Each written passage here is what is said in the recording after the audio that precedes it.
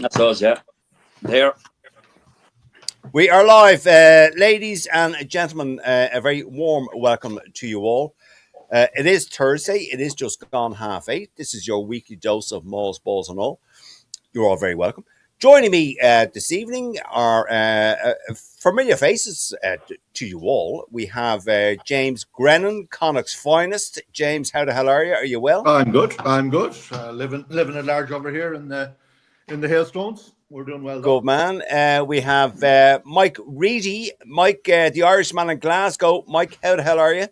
I'm very good now. I'm good to go. Good to go. Good man. And of course, Clontarf's finest, Dara Weston. Dara, how the hell are you? Terrific. All right. And we also have, welcome me back, a regular guest. He's been on with us before. He is no stranger to the show. He has played for Ireland. He has played for Ulster. And he writes some absolutely brilliant articles for our website, rookthis.ie. It is, of course.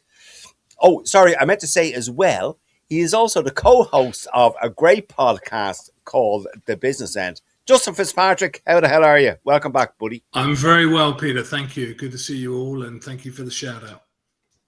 Good stuff. Listen, are we all well in ourselves? Yes, we're all good. A uniform, how are you? Yeah. We're all good. Yeah. All right. Okay. Yeah. Justin, I wanted to ask you, come to you first, since you're our guest. We had this Scott Robertson leaving his role in as New Zealand head coach. It seemed that it was player power. Is player power a good thing, Justin? Did Scott deserve to go? Is it the infighting that appears to be happening? Your opinion on this, Justin? I mean, I only know what you guys know, what I've read, what I've listened to. You know, I'm not privy to inside the camp. It's all a bit sad. I mean, Scott came in with an incredible record, had done great things in Super Rugby, and I wouldn't say he's been horrible. They just haven't been quite to the standard that you expect from the All Blacks. But is that because the other sides in the world have caught up to lesser or greater extent. You know, the Springboks have really set the standard. We've done very well ourselves, and amongst other sides. So, it's sad. I personally don't like to see the grumblings or perceived grumblings or secondhand grumblings from players in the press. I think that personally that kind of thing is better dealt with in-house. Is that where the game's going, and joining other sports that you see that in soccer and so on and so forth? But personally, I don't like it. Okay. All right. Okay. James Grennan, your thoughts on as I've asked Justin, the whole idea of player power kind of in a not a semi, it was a revolt against the coach. Is that the way? Is that something that should be allowed? I wouldn't have thought it's typical rugby ethos. I would have said it's more soccer and possibly GAA as well, where the coach loses the dressing room and then there's a bit of a revolt and there's pressure put on. But rugby's not immune to that either, I suppose. If there's some basis to it, and there's something went on that we're not, privy to, we don't know what's going on in the background there. So, but I don't like the sound of it. And as Justin said, it's hashing out in the media and players coming out with comments, and it's not a good image. Yeah. Okay. All right. Good point, James. Good point, Justin. Mike Reedy, your thoughts about all this? It's not something I would be in favour of. Too much player power. It has its place, right? If things are completely on awry, like something maybe needs to be said. But he wasn't doing particularly badly, I don't think.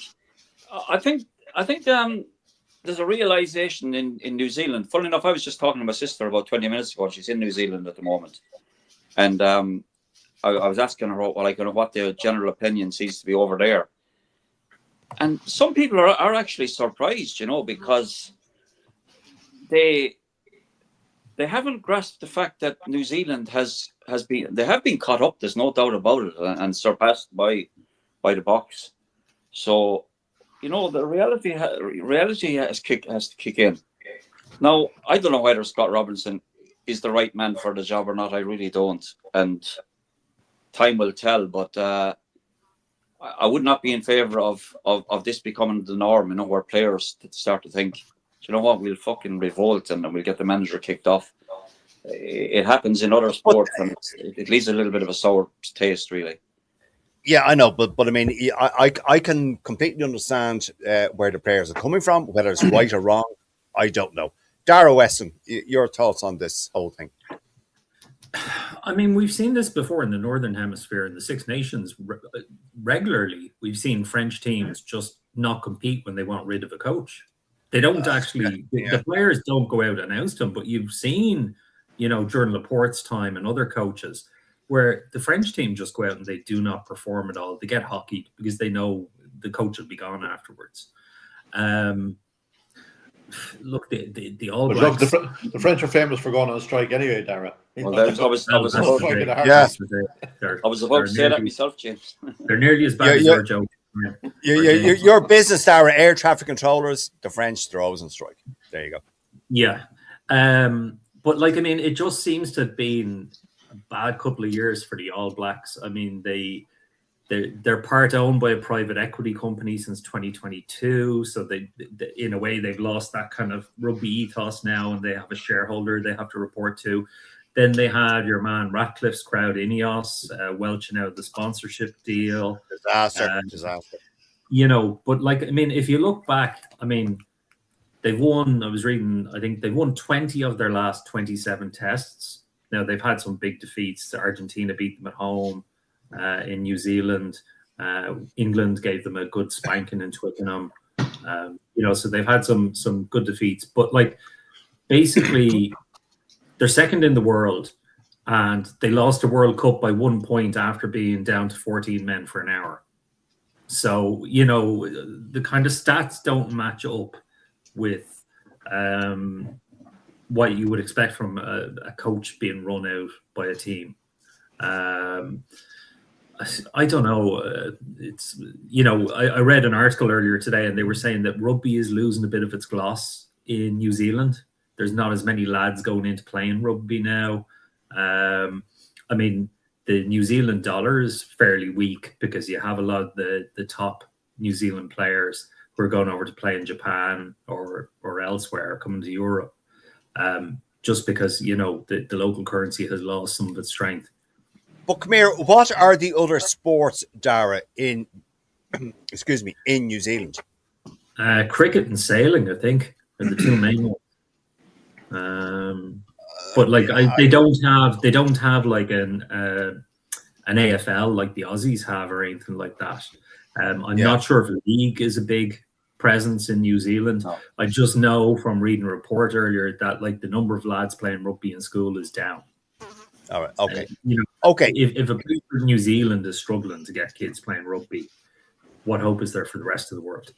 Well, there you go. Yes, that is a problem. Yeah. Joe Lyons. Hi, Joe. How are you? The way he went about getting the position is what opened the door to this and the players revolting. The ABs were always about tradition, following what went before, and that all changed with Razor's actions, I should say. Don't like it to see MC go, but he changed the culture, and that led to his own downfall. Okay. Joe again says league in South Pacific and Australia is running away from union. Other sports, as you just said, Dara, sailing and was it Kiwis, are arguably the greatest in the world. It's huge. Okay. Give Ali a shout there. She'll be able to talk about Kiwis sailing. No, I'm not. And I'm not going to do that. No. Okay, Justin. The bookies had their say for the final finishers for this year's Six Nations, and I just like that. Now we spoke about this last week on the show. We had Shane Byrne on, And I'd just like to hear your thoughts on this. I'm not going to ask everyone this. I just want Justin's thoughts on this. So the bookies in Ireland are predicting, this is their prediction, 1-6 for the finishing. We have France, obviously in first position, England, Ireland, Scotland, Wales, and Italy. Would you agree with that, Justin, or does it all depend on Ireland's first game against France, which is at stupid time, stupid day, Thursday about 8:10 or something stupid like that? Sorry, Justin. Well, first off, I wouldn't give that much credence to what the bookies say, but with the odds relatively favourable for us, I think it's good. It would be a good time to have a flutter. That being said, if I can see why they may put the odds up in that way. We've got to go away to France and to England. That's the toughest two games. I would agree with the way that they've done the odds and the bottom end of the table, or potentially the bottom end of the table. I mean, if you look at it, we were the only side out of England and France that played all three of the big sides in the autumn, and we lost to the All Blacks and we lost to South Africa.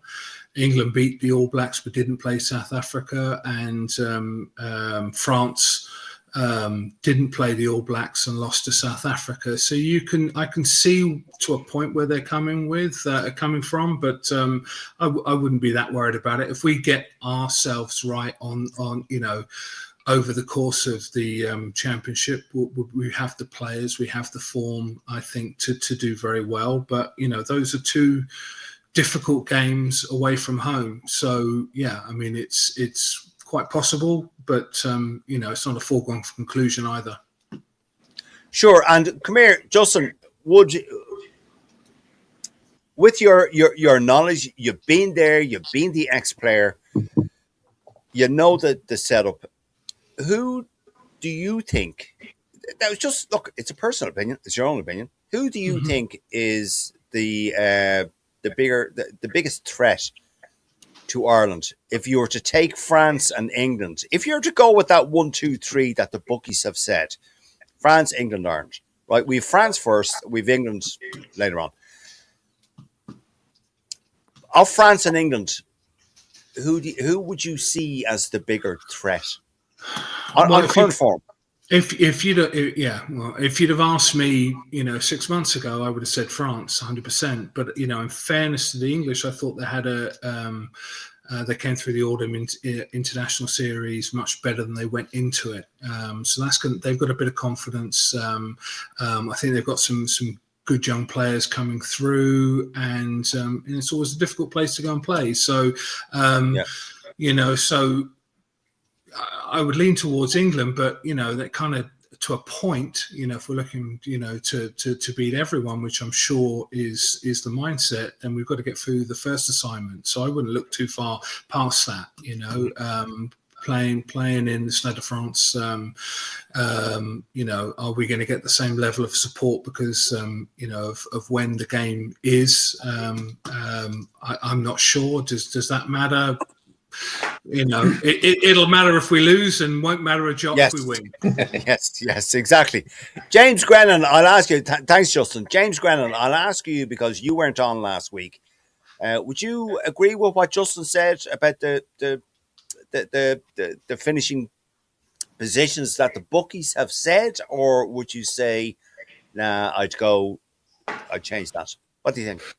No, well, I was listening to the show last week, and I was agreeing with the comments, and I agree with what Justin said. But yeah, it'll all depend on injury, and how players survive going through the competition, and if Pollock is taking his pulse frequently, it'll be a sad day for Ireland, because it'll mean that he scored a lot of tries.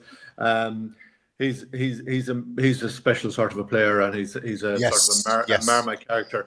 But if he gets his tail up, England could do a lot of damage. Until we get into it and we get past the first game, the French game, The only upside of it being on a Thursday at 8 o'clock in the evening is there's probably going to be cheap midweek Ryanair flights to the south of France, so that's the only upside that I can think of. But yeah, the bookies don't usually lose, Yeah, well, that's true. You never see a poor bookie. Mike Reedy, your thoughts on this? Because I know Dara and myself had a conversation about this last week, but you weren't on because you were getting the bionic you were getting rectified. Put it the last, Go on, Mike.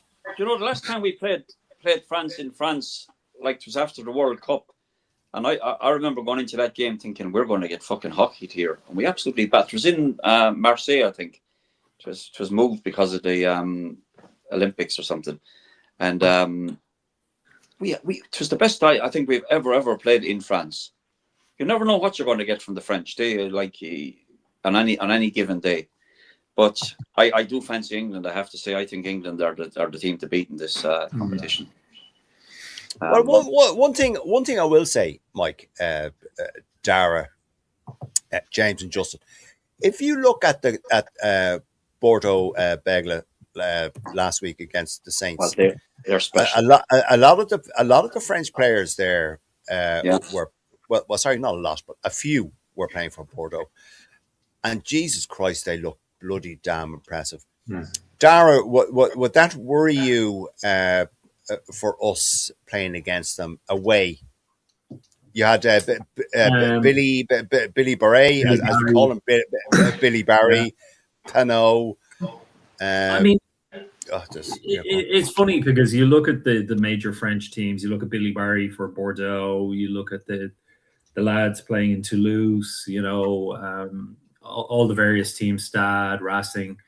But then you get a different creature coming out as the French national side. So I mean, because a lot of these guys get to shine because also the imports that they have on their teams as well. The skeletons, those kind of lads, who just are savages on the pitch and tee it up for these lads to go run down the wing or do whatever they want to do. Not that they don't have equals of skeleton in the French squad, but French domestic or French European success has never mirrored with Six Nations success. So when French teams have won the Heineken Cup, France haven't also won the Six Nations each time. Yeah. So, I'd say in that you can't, it's kind of, comparing apples and cheese in that way. All right. Okay. I agree. I agree with what you said there. Mark Noonan. Evening, whatever happens, keep their hands off Macmillan. Oh God, this argument again. Yes, all right. Well, this is one thing I'd like to ask Justin. I mean, Justin, do you think I don't think the All Blacks have ever had a coach who hasn't been an All Black or hasn't come up through the New Zealand coaching system. Don't think they've ever had a non-Kiwi coach. Do you think that's something that could happen, especially now that they're part owned by an American investment company now? Like, it's not just Blazers anymore picking people. Interesting. Yeah, I mean, anything's possible. My prediction would be that, based on, I think what we're all reading is that Jamie Josephs is the heir apparent, and with pulling in Tony Brown, which I think is probably a double whammy if that's the direction, because not only do you get two experienced coaches, you take away an experienced coach from the Springboks 20 months out, so now who knows? I'm sure it'll be decided relatively quickly, but that seems to be the rumblings that most people are talking about, and they both got very impressive resumes, and I don't think they'll go outside this time. But look, I mean, we had the same conversation 20 years ago about having Gatsin as a non-Irishman to coach, and If you get the right person, I don't think any of that really matters that much. There's enough people in there to keep the continuity of the culture, and the coach buys into that if you've got the right guy. Yeah, so long as Justin, go Brady Jones. hold on. Well, let me ask all of you. All right. There was excuse me. There was a point made online, and at first I dismissed it, but I said, okay, maybe there is some credence to this. Justin, is Scott Robertson? Is there? The point that was made was Scott Robertson is a club coach. He's not an international team coach. Is there such a thing, Justin? Well, I mean, ultimately, people every international coach has got to step up at some point. You know, I mean, what he did with Super Rugby was very impressive. And anyone that I know personally that has worked with him has been very impressed with him. I can't speak to him personally. I haven't had the opportunity to work with him, but I only heard positive things about him. I think this, I feel this is more indicative of where New Zealand rugby is at the moment. And as already stated, it's not horrible when you look at it, on the last 12 months, what's happened, et cetera, but it isn't where we historically see the All Blacks being. Now, is that his fault, or is that just kind of where everyone else is and where New Zealand rugby is at the moment? And I would say that's probably more of that than it is of the coach, but we will see in the fullness of time. All right. Okay. Thanks for that, Justin. Good point. James Grennan, is it a case that New Zealand, because they're not number one in the world, the toys are being thrown out of the pram, and we deserve better. We are New Zealand. We are the All Blacks. We are number one. Who are you to question us? Like, is there an element of well, look, Scott Robertson hasn't done it for us, so yeah, get rid of him. We're not number one, so go away, get someone else. I don't know what the mindset is, but it's a bloody religion in New Zealand anyway. That's all I know. There was a spoof headline out there today about Eddie Jones being the new. I saw that. Yeah. I was like, I don't see that happening anyway for a start. But he'd love it though. He'd love the whole drama of it and the whole spectacle of it. But no, I don't know what's going on in New Zealand there, or why they've revolted like that. It's something went on, obviously, that they don't like Robinson and they're rid. So yeah, all right, no, fair enough. Dara, any go on. One of the things I think with New Zealand, they've always been. I mean, I think we all grew up in an era where the All Blacks were the team, and we had to listen to Munster going on about how they beat the All Blacks. And when Ireland had to beat them, I know they did. I know they did. But like Ireland beat them times now. But I had to wait until I was in my late 30s to see Ireland beat them for the first time. No, it was actually 40 when they beat them for the first time. 20 years ago. No, Soldier Field was the first time we beat New Zealand. So no, I'm joking. I'm joking. Go on. But anyway, so. I think for a long time they've had that mystique about them. As Justin said at the start, I think teams, it's not so much they've figured out New Zealand. I think that the fear of the All Blacks has gone from a lot of teams. Yeah. You don't automatically, when you see New Zealand coming to your stadium, you're not thinking, shit, how much are we going to get beaten by? It's, Jesus, lads, we might have a chance here. Come on, let's go out. They're only a team. They're human. I think what really hurt the Kiwis was seeing the Safas getting back-to-back World Cups. Because up until then, New Zealand had been the only ones to do back-to-back World Cup. Correct. So I think now they're probably shitting themselves at the prospect of a dominant South Africa getting the back-to-back World Cup. And they're going, Jesus, we have to stop this somehow. And Argentina have beaten us at home, and so I think in that way there's that's a good point, Daria. That's a good point. Yes, look, absolutely. Yes. As much as the Kiwis would go on about winning 3 World Cups in a row, Jesus, if the Safas do it, it'll be like the English going on about the Wendy ball in 1966. Oh, sure. The Saffers found a bright, shiny penny in the street. They'd go on about it for fucking 5 or 10 years. Mike Reedy, your thoughts on all that has been discussed without a rant? Go on, give us a rant, Mike. We haven't had one for ages. Come on. No, I think it's just a fact of life that the rest of the world have caught up with New Zealand, and the Box have surpassed them. And prior to the last World Cup, I was losing to them. I had no fear of playing New Zealand for the last few years prior to that. That's because you weren't talking out. Well, no. I was just going to. You beat me to it, James. Go on, Mike.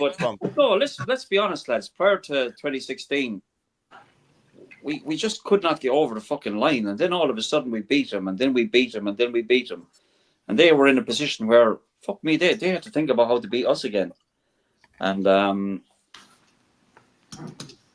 Box. I'm not being funny, but I would rather fucking New Zealand were back number 1 than them fuckers there being there. I'm not going to lie about it. Yeah, all right, Mike. I knew you'd get a bloody rant in there somewhere. Jesus Christ, Peter, you have to give the audience what they want. They want Well, there you go. They don't want some old lad with 2 hits sitting on a fence. Yeah, look at him. Look, yeah, we're going to start calling you Stephen Miller in Glasgow. So the way out of that. Okay, folks. Joe Lyons, the way he was about getting the position is what opened the door to this and the players revolting ABs. I think. Yeah. All right. Okay. Let's. We move on. We could be on this all night. Let me see. Mark Noonan. Evening, Mark. Whatever happens, keep the hands off Macmillan. Yeah, all right. Joe Lyons. Nope. Wales last. Italy, Scotland. Then top 3. All depends on France v Ireland result. Yes.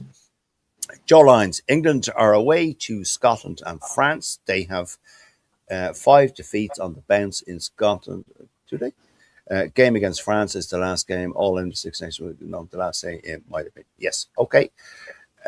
Mike Sheedy. How are you, Mike? Mike says, never know what will happen in a game of rugby.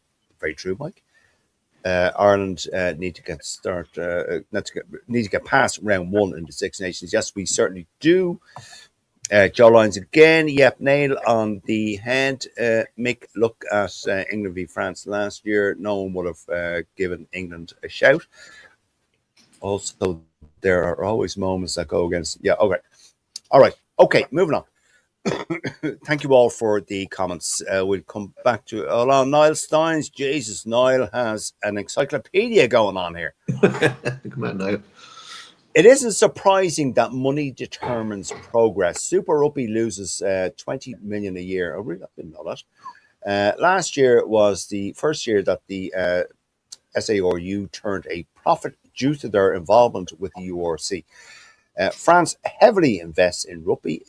They do. You're right, and it shows. But a lot of now you see, Niall. A lot of the top French billionaires in France are owned the privately. French Rugby Union. Yeah, exactly. They're owned privately. Like we all remember Toulon having all Johnny Wilkinson and the Galacticos there, and that didn't do much for French rugby, but it was great for Toulon. It was.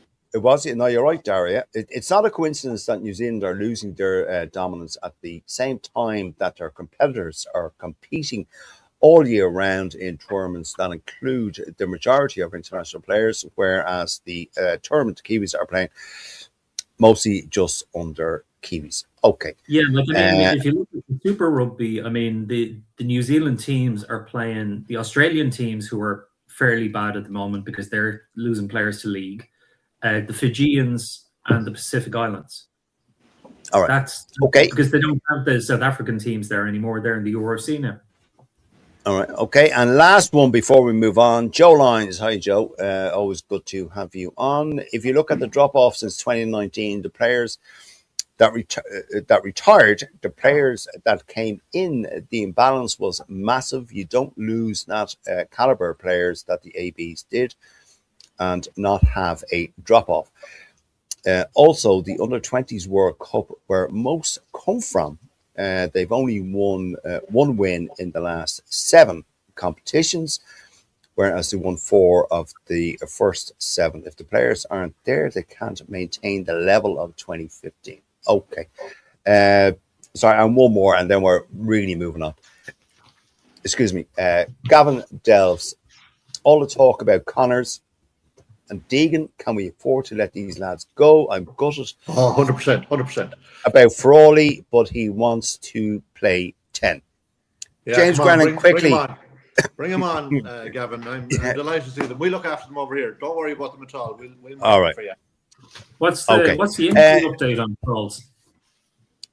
Well, what's the what? Have they given an injury update on Frawley since the match? I haven't a clue. Anyway, we're moving on. Go away. Go on. That's another tangent that we can't go off on. Justin, want to be talking about facts. No, I don't want to be talking about backs or Connacht rugby. I don't want to appease James Grennan. Justin, rumor mills, Savea to he could be going to Japan. Justin, he could be going to Leinster. Do Leinster actually need him? Justin, I mean, is it bums on seats, jersey sales, ticket sales? Is there a bit of this creeping into the Leinster psyche that let's get some marquee players over?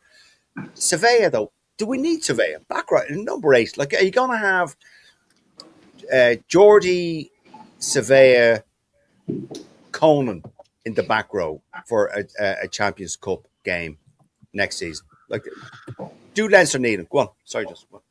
Do they need him? No, but.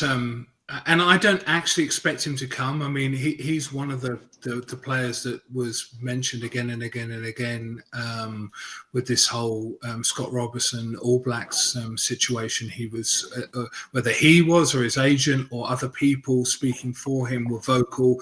It was all over the rugby news. So that struck me personally, and I could be wrong, as more of a pressure play to get rid of the coach. In terms of him coming, does Leinster need him? No, I mean, we've got a great back row. However, we are 20 months out from a World Cup, of which that Leinster back row, form and fitness and all the rest of it are likely to be involved in the World Cup. So managing the minutes that they've got while keeping Leinster very, very competitive may be what they're thinking.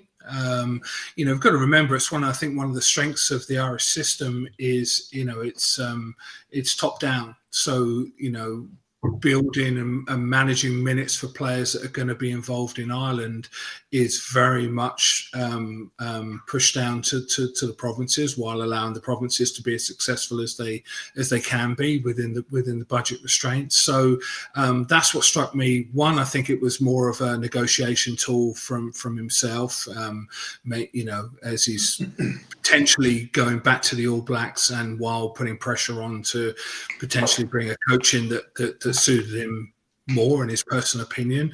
But I can see the logic why Leinster might go that route for the reasons I've stated. But do they need him? Yeah. On paper? No, not so much. Yeah, I would totally agree with you, Justin. James Grennan, this. Now I know we've given you Frawley and we've given you a few others, and very big of you. I know, yeah, but seriously, no, but honestly, on a purely rugby point, an Irish rugby point, as I've asked Justin, do Leinster actually need Savea? Not in my view. I don't think they do. I think there's enough. You have such depth in Leinster there at the moment. You have all the probably the. Well, maybe not right now, but last season before, you had the best team and the second best team in the country, because the second best team were sitting on the bench. It makes sense for those guys to be moving around the provinces, but I don't see the need to be bringing in another All Black in. You've had Geordie Barrett in there, and it probably, unless it is, as you say, for ticket sales and all that. as in terms of Max Deegan and Frawley coming to Connacht, we're also going to be losing some good guys. One of our former guests on the show, Jack Ainger, is currently in talks with Munster and Ulster, as is Matthew Devine, as far as I understand. Both. That'd be Jack Ainger from Leinster. Playing for Connacht. Connacht, shut up. Yeah. Currently playing for Connacht, yeah. And Caelan Doris from Mayo, currently playing for Leinster, yeah. Yeah, all right, okay. All right, Dara Weston, as I've asked James and Justin, I'm a Leinster supporter, you're a Leinster supporter. Do we actually need Surveyor? Honestly, I don't think we do, but go on. In the back row, no, I don't think we do. We're kind of spoiled for choice, really. But the one thing I would say is what Justin said about, having cover for the Irish players, to make sure their time is managed.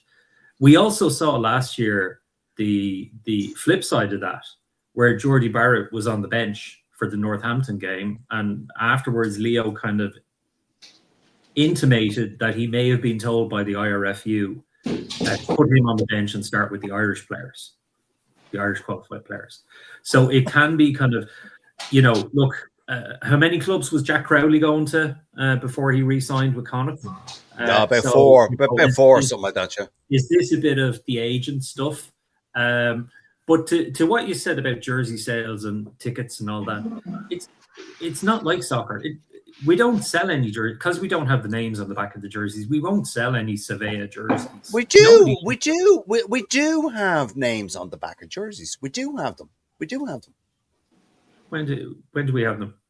We do. Sure, there wasn't it last year or this year, or whatever, that they had names on the back of the jerseys. Six Nations had it, but that's because they were doing the Netflix program, and I think they did that more for the people. Oh, I see. Yeah, all right. Yeah. Rugby, we don't have names on the back of jerseys. With Castor, we're lucky if we actually get the actual sponsor on the back of the jersey. If you get the sleeves, and if it stays on for the 80 minutes. There you go. Yeah. But, so I mean, there was nobody going out buying Geordie Barrett jerseys last year or anything like that. So I think it's the agent. I mean, if he wanted to go for big money, he'd be going for a Will Skelton type move to France. That's where the biggest money is.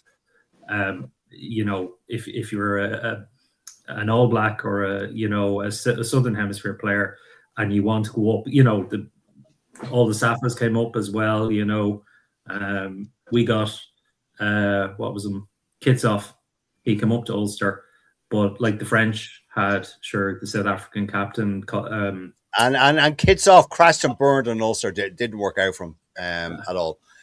Really, but Mike Reedy, quickly. I don't need a kind of a rant about this. Well, you're fucking going to get one. Mercenaries. 100% not. Let's do not need Ardie Surveyor in any shape or form. They don't. It's as simple as that. And they'd be stealing a fucking Irish player's jersey to play for Leinster. They absolutely don't need him. They have back row players coming out of their fucking eyeballs. I totally agree with you. I actually totally agree with you. Yes. Listen, lads, he's a really good player. Make no mistake about it. He would enhance any team, but they don't need him. And there's more crucial positions to be taken care of than bringing in Ardie Surveyor, like getting rid of fucking Nienaber for starters. Jesus, you won't. You just won't give up that Nienaber thing, will you? Fucking because I'm right. Yeah, he is. Justin, Macmillan should go from Munster. We'll give Munster. Hold on. We'll take Stewart over from Connacht. All right, okay. Your role. Justin. All right, okay. Justin, do you think Nienaber is doing a good job at Leinster? Can I just pick up on another point that we haven't raised? Of course you can. Go on.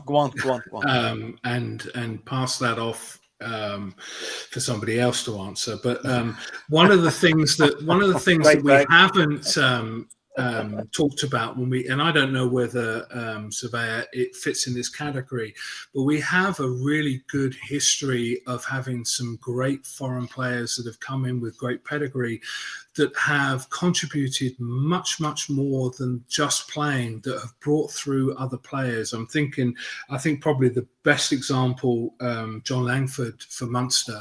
He brought through a generation of Munster forwards. You could make the same argument for Pienaar and Ulster. I would put BJ Botha in that category, both for Ulster and Munster. There are others out there that have come and they're world-class players, so they're contributing on the pitch, but they bring more in terms of developing and bringing forward young players, that's not to be overlooked. You see a different side of rugby when you're playing alongside guys that have been brought up in different environments, especially in our system, which tends to keep it's a strength and also, in my opinion, a little bit of a weakness, keeps all the players in Ireland. Yes, there's some provincial movement, but I think you lose a little bit in not going overseas and growing as a person, my personal opinion. But when you bring some of these characters in, and again, I don't know whether Surveyor is that cat or not, but some of those characters that we just mentioned a moment ago are really helped accelerate the group of players around them and the province as a whole, in my opinion. Yeah, no, I agree with you. Now, this is me supporting players, and I know Mike Reedy hates this concept. Bringing in, not mercenaries, Mike, but bringing in the likes of Geordie Barrett, the likes of Ione, those sort of players. Right. Now, I think for teams, and James Grennan, Connacht have your 10 player at the moment. You had a great 6 or 7 or 8 or whatever it was. I can't remember what it was. Munster, Mike Reedy have the same. Munster have 4 NIQ players at the moment. They're only allowed 3, but we'll overlook that. I think the benefit to provinces, when they bring in players, okay, let me just frame the situation for you. If you had, say, if you were a player for Connacht, Ulster, Munster, and Leinster, right? Let's say, for argument's sake, you were an outside centre, 13. And your team said, we're going to bring in an outside centre 13 from Australia, from New Zealand, or France, or whatever the hell it was. Would that not make you want to perform better than losing your place to someone coming in to do that? I'm just going to throw it open. I think outside players coming into a team environment, to a province, be wherever they're from, and whatever position, I think it's good for positional players if they want to perform better. That's all. Anyone? 1,000% agree. Look at Leinster now at the moment. The number of young props we have. Slimani is obviously great experience for those young props to look at, because not only is he a great prop, but they're also seeing different to the Irish props. They're seeing the French kind of system as well. Is that you that gone mad in the background there, James? Sorry, is someone being broken into? Someone getting the dishes done, are they? Sounds that way anyway. Who's doing that? Anyway, so I think Justin would probably know more about this, but I think Ulster may have been the only Irish province to win the Heineken Cup without foreign players, without Southern Hemisphere players or big imports. I think that Ulster team that won like the second or third Heineken Cup was pretty much homogenous Ulster Irish team. Whereas, as Justin said, if you look at when Munster were winning at Big Jim, then when Leinster won at Nathan Hines, Rocky Elsom, Issa, and these players bring something to the teams. They bring a different type of experience. And the other point that Justin said there as well is look at the difference in Harry Byrne since he went over to play in the Premiership for a few months and then came back. He just has a swagger about him. You know, it's kind of, he's been overseas and he's proved that he can, you know, play over there and come back. Because I mean, I think he grew a big pair of balls as well while he was over there to take that kick. He did. Well, you know, he can get a cream for that, James. He can get a cream for that. But because I think if you look at the URC matches we play in, and you look at the Heineken matches or the European Cup matches, whatever they want to call it now, it's always the Heineken to me. It's always a Heineken. There's a big jump up in the level of competition when we play against a French or an English team. Now that's assuming the French team actually come over to play, and you know, but there's a big jump in terms of the level. So I think, you know, and as a Leinster fan, you know, I got sick of finishing top of the table of the URC and not winning anything.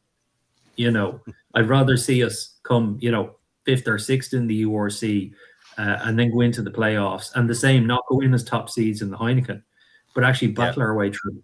All right. Okay. Okay. No, all right. Okay. Justin, I'd like your feedback on that. Of what foreign players coming in makes other players improve their game, that sort of thing. It generally, as a rule, if it's, you know, if you've got the right character, 100%. You know, I think it lifts the standard. You know, I think for a young player coming through, it just depends where they are in their development. You know, there's a delicate balance. You know, you have to play to get better. But if you're not quite at that cusp and you're training alongside these guys and competing with them and you know, recognizing them that, you know, they bleed just like you bleed, and setting yourself the standard to be as good and better than them, then, you know, as I said earlier, I think it's got a lot of benefit, you know. Right. And yeah. All right. No, okay. James Grennan, would you agree with that? Particularly in Connacht now, your out half, and not just that, but players in general who come over from overseas into the provinces, I think they make players better and fight for their positions. Well, I suppose from a Connacht perspective, we had Bundy come over, and that thing above my head there that you can see is the trophy that we won because. In conjunction with Pat Lam, of course, but Bundy was a big part of that whole team and bringing the whole level up, and he showed the guys what was required, the level of dedication. They were carrying, they were all given a ball to carry around, and they all, after they were seen without it, they had to do 50 push-ups and shit like that. There was a lot of little things going on, but Bundy did a lot of stuff for Connacht. You all know my opinion. He's doing more for Ireland now than Connacht at the moment, but maybe he has done all he can, and it's up to the boys. But we got a trophy because of him coming in my view. So yeah, I think it works. I think it's good, but he stayed on and stayed and is Irish qualified now, which is slightly different to the likes of But James, now, sorry, Mike Reedy, before I ask you, but James, do you think overall players coming in, like I'm just going to reference Leinster because it's what I'm familiar with. So Jordy Barrett, Ione in the centre, do you think it helps progress players, playing with these guys? Yeah. Yeah, because these guys are coming in probably playing at a different level or within a different environment, and our guys are learning off them, and they're seeing what's required, and I think it definitely, I think it improves things. I know Mike thinks they're all mercenaries, but I do think they definitely add value. Where are you going to come on now, Mike? I do a drum roll if I could, but that's all right. Don't worry. Go on. No, I will actually. I put my hands up and say I made a mistake last year when I said Slimani was a waste of time. I think he's been one of Leinster's greatest signings in modern times. Peter Martin said that. Peter Martin said that. He did say it, and I disagreed with him at the time. But you did. I changed my mind, put my hands up and say I was wrong. Slimani has been an outstanding signing.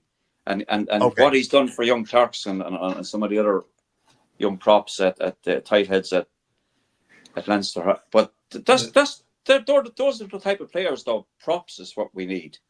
So what about Lefebvre Maffey and the guys that came into Munster? They really upped the. No, they did. the No, game, listen, that was in a different time. Let's be honest. Irish rugby was yeah. But that's what we're talking about. The foreign players coming in and upping the standards. Oh, absolutely. But it's bringing in. Listen, let's be honest. Leinster do not need fucking Early Survey. He's not going to enhance Leinster that much, and they don't. If they want to bring in someone, bring in a fucking prop, lads, and let's teach us. That's not the bloody question I asked you. I asked you the bloody question. They do. Listen, they have enhanced.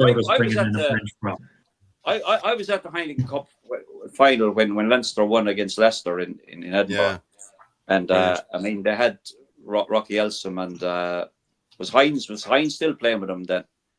Nathan Hines would have been playing. Yes. Listen. At that juncture. No, he probably wasn't. No, the two of them didn't overlap. Rocky was there. He did. Yeah, you're right. Yeah, you're right. Anyway, Mike, big swing. We have somebody on the show who actually played in Lansdowne Road and won the fucking Heineken Cup.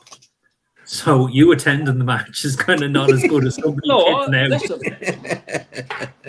Well, you kind of have to. Right. Okay. We are on 51. Right, folks, we're on 51 minutes. Our good friend Bev and can I just say, though, one thing. Hold on. Go on. I'm going to have a bit of a Mike Reedy here, a little rant. Oh, God. So one thing is everybody associates Leinster with bringing in these foreign players. Munster were the first to bring in a foreign player, and I believe it was Christian Cullen. Over the years, I went through it on Wikipedia. Munster have had 61 foreign players. Now, you were Googling fairly rapidly. Is that currently? Now, out of that, one CJ Stander has become Irish qualified and played for Ireland. Brilliant. Great. So player. all this Great talk player. about mercenaries, look in your own backyard there first, Reedy. Yeah. Now in your face.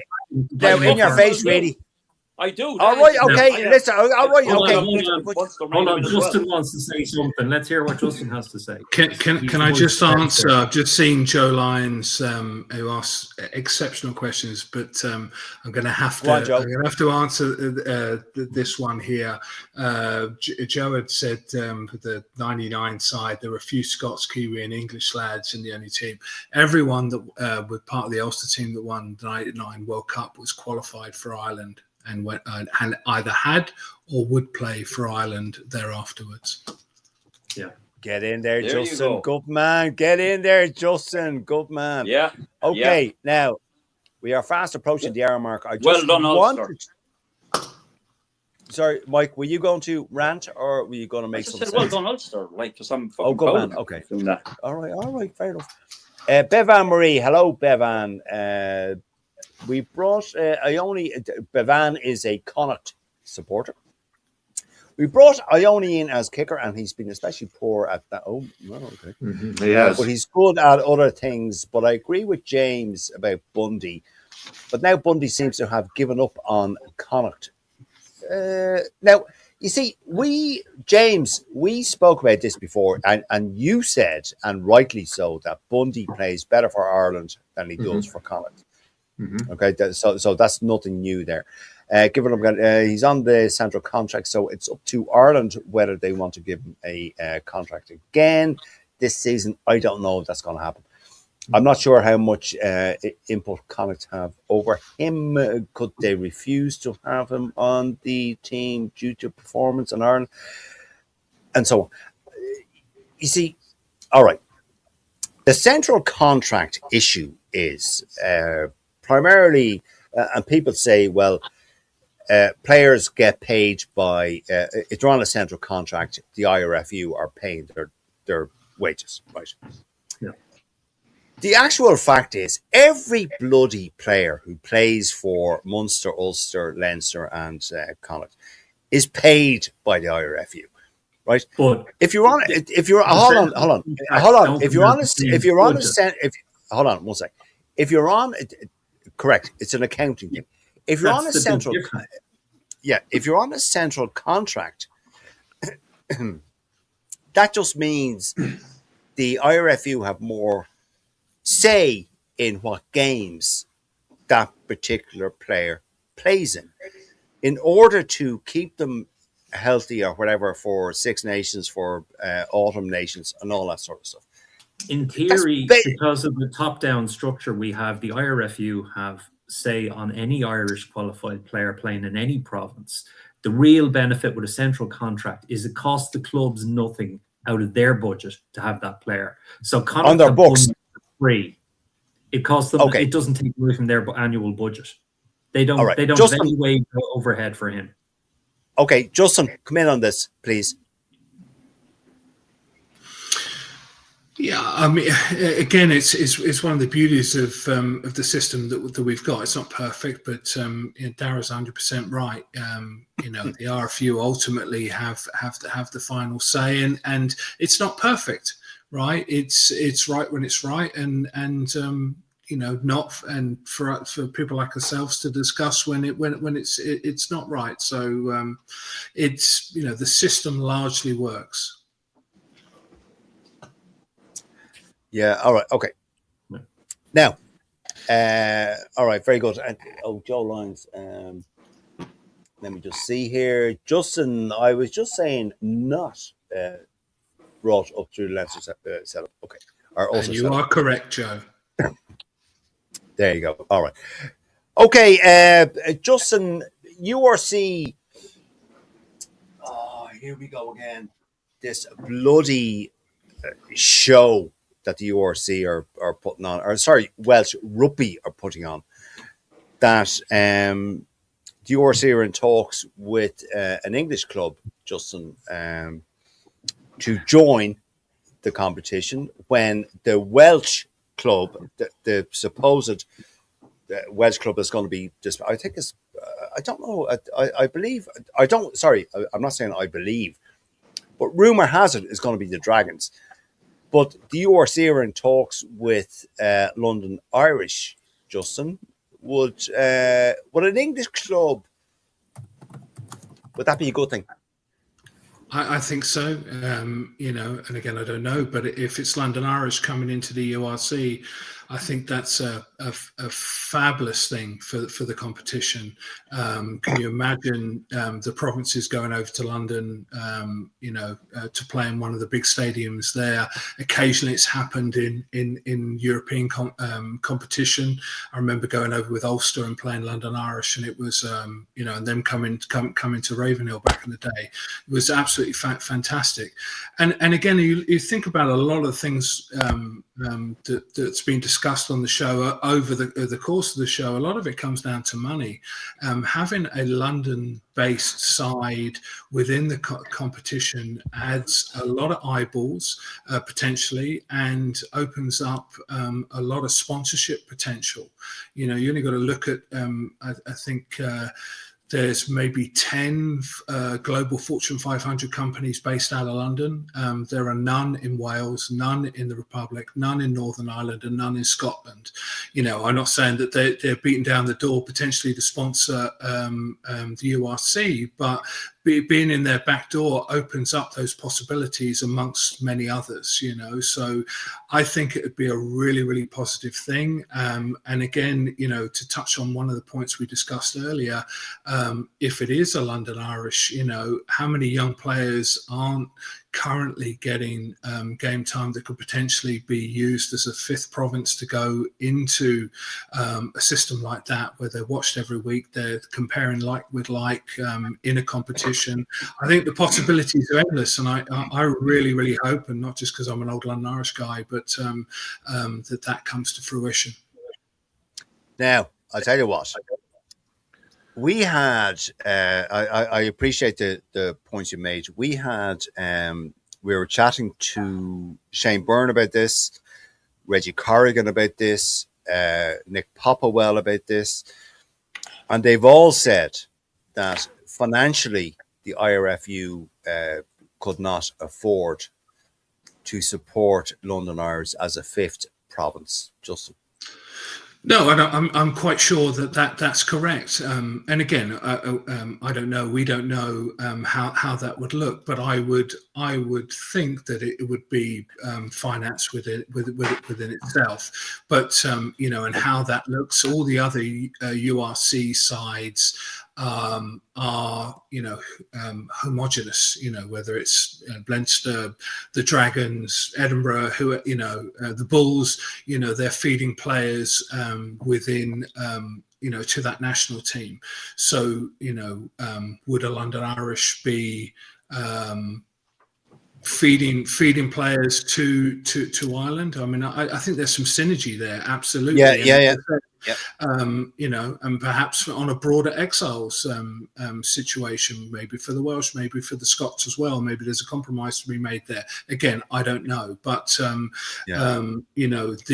the exposure, the TV markets, and again, if you look at how well the top 14's doing, they're getting a lot of things right, in my opinion. But the TV deal and money certainly help drive that, and like it or lump it, England, London is a big TV market that would, I think, hold maybe open up a better negotiation the next time round, amongst other things. Well, I'll tell you what. Let's just okay. This is the last point until we go on to our games coming up this weekend. You wrote, Justin, a great article for Ruck This about the TV rights. How? Now, I know, of course, I've read the article, but to simplify it for people, and the example I will use, Justin, is that someone said, not to me, but someone commented that if you were to subscribe to all the different sport, but to all the football games, if you wanted to watch the English Premiership, if you wanted to watch the French League, the Brazilian, I don't know, I don't follow football, you would have to subscribe to about 12 different subscribers, companies. In rugby, it's probably slightly less, but you were making a very good point in your article about this, that in some ways the money isn't there, but in a lot of ways the money is there. Justin. For sure, it's convoluted. I think across Europe and certainly replicated here in North America in terms of access to different competitions. Right, you get all excited, potentially watching the URC, and then you've got to have another subscription to watch European or the internationals, etc., or the summer tours or whatever. And now professional sport is largely about money. It takes money to run the community game. It takes money to run the women's game, sevens, the professional game, et cetera. So all those things are valid for the people that make those high level decisions. The point I was trying to make is if we're looking for the next leap forward, we've got to make it easier. If we're really looking for the volume of money generated within just say Irish rugby, but extrapolate that out to any of the countries, then we've got to make it easier for people to become fans, whether that's to buy a ticket, right? And I think we've taken a lot of easy options, in my opinion, in just upping the cost of tickets to plug ever-growing budgets, and that makes it a very niche sport in different parts of the world. And again, bit of a francophile, but if you look at what's happening in the French club scene, you can go in to see if you can get tickets, because they're often sold out way in advance for 25, 35 euros to watch a high quality game. That's not as easy elsewhere in the world, you get that right. What happens? Well, TV wants to throw money at it because people are interested. It's great for adverts and so on and so forth, so it's kind of a chicken and egg thing. And I think that's the conversation that the powers that be and us as fans, need to be contributing for, so the game doesn't become just corporate, in terms of physically turning up, and those that can't turn up and be in the stand, geography wise or whatever, can see as much rugby as possible, right? That's how we get to the point. And we mentioned about buying jerseys, right? Buying a Geordie Barrett jersey, right? You need that TV audience to drive that. So it's a circular economy, or should be. Yes. No. And you mentioned there the corporate thing. Don't get me started on corporates at games. Okay. One thing on the London Irish aspect. Go on. Yeah. One thing I would say on that is I don't know if it'll be the Dragons they'll get rid of. If you look at the 4 Welsh clubs, you have Cardiff, the capital of Wales, you have Dragons, the symbol on the flag, you have the Scarlets, the colour of the flag, and then you have the Ospreys. Ospreys. So if they're going on it based on a kind of name recognition thing, it'd probably be the Ospreys. But look, I don't know. You got to remember, London Irish was bought by Eddie Jordan and a team of Irish business people. So the IRFU may not have to foot the bill for it, but there would certainly be some kind of a friendship with the IRFU. Also, for them to play in the URC, I think they would have to accredit themselves with the IRFU, because the URC is owned by the Irish, Scottish, Welsh, Italian, and South African unions. Okay. The Premiership, the English have no share in the URC. So I think to get into the URC, they would have to kind of get themselves accredited as an affiliate to the IRFU or something like that. The other point that Justin made great points about London. The other point as well is the amount of South Africans who live in London. So, I mean, if you'll get big crowds turning up to see their teams coming over to play if there's a team based there. So, well, if they're at the match, who's going to serve the pints? I would be 100% in favour of London Irish becoming a URC team. 100%. For all the reasons. For all the reasons. All right. Okay. It's a bit of a cop out. I think it could only be. I think it could only benefit the URC. It could definitely benefit Irish rugby in a like without even having to make any effort. However, I do think England will object strongly to that ever happening. I think you're right, Mike. Our good colleague Bishop Lane, his fake name Skaroo Two-Tongue. It's a tragedy that our fantastic sport is struggling financially. I was listening to radio in the car, good man, Lynn, and they were discussing some lad called Simone, who is manager of Madrid's soccer team. He's on 34 million a year. Yeah, thanks for that completely irrelevant point, Len. Brilliant. Okay, now Tebow's getting paid for doing. We are. I know. Yeah, we are an hour and 7 minutes. Right. Okay. Now, gentlemen, Justin, I'm going to leave you last on this. This is our win, lose, or draw for games coming up at the weekend.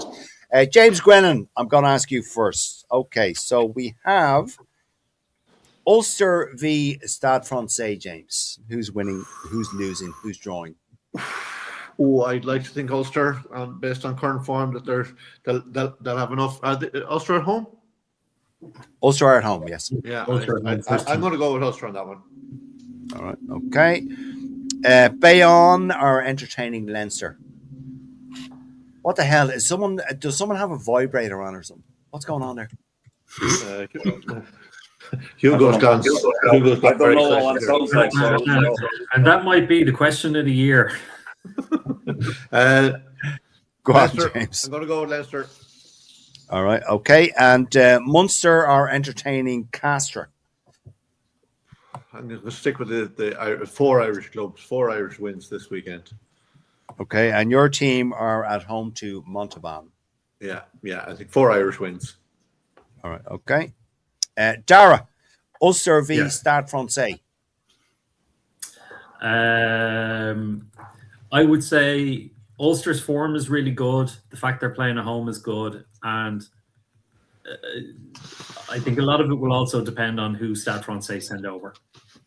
If they send over first 15, it'll be a tough match. But I don't know. You wonder, will they actually do that? They won't. You know they're going to send over their 14.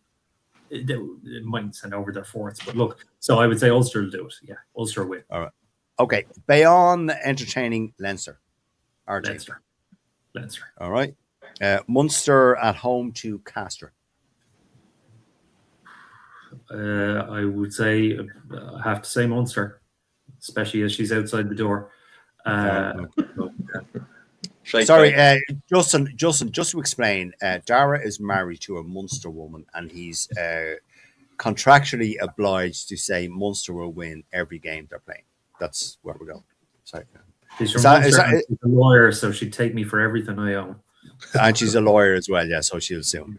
Okay, Dara, Connacht are playing Montauban. Dara. I would say Connacht. Montauban are bottom, I think, in the top 14 at the moment. They are, so yeah. Connacht to put them over their knee and give them a bit of a spanking. However, saying that, because they're bottom of the top 14, they could send over their first team because they've nothing to lose. You know, they could put all their chips on black and say, right, a bit of European success and that something out of the season. Yeah, so if I was James, I'd be praying for a wet and windy day in the sports ground. It's going to be. I doubt Montauban will send over anything like that. Okay, Mike Reedy. They're already last, so. Oh, for Christ's sake, Jesus! Nothing to lose. All right, we'll be here all night if we stop. Mike Reedy. What was I going to say? Oh yeah, Ulster v Stade Francais. Ulster. Are you picking your nose there, Mike? Are you picking your nose on camera? Itching myself because I'm taking medication that's causing me to fucking get an itch. Anyway. Okay, go on. Sorry, you went for Ulster. Yeah, Ulster for me. Yeah, no problem. All right. Okay. Bayonne are entertaining Leinster. Leinster. They'll be entertaining. That's about all they'll be doing. All right. Your team, Mike, Munster are entertaining Castres. I think Munster will beat Castres at Thomond Park. Yeah. Okay, and Connacht are entertaining Montauban. And I don't care who Montauban sent over. They're getting spanked in the fucking sports ground. Simple as that. Okay, great stuff. Okay, Justin. Last prediction, last voice on the show. Let's hear from you. Ulster are playing Stade Francais. Well, interesting enough, Stade Francais have never won in Belfast, and that will not start this weekend. So, especially you're right, Justin, they will not. So yeah, Ulster all the way, and it hasn't mattered who they've sent over. They've never won there. So here. I'm expecting a big Ulster win. Okay, Bayonne are entertaining Leinster. Justin. Leinster. All right. Let me just see that. Okay, and Munster are entertaining Castres.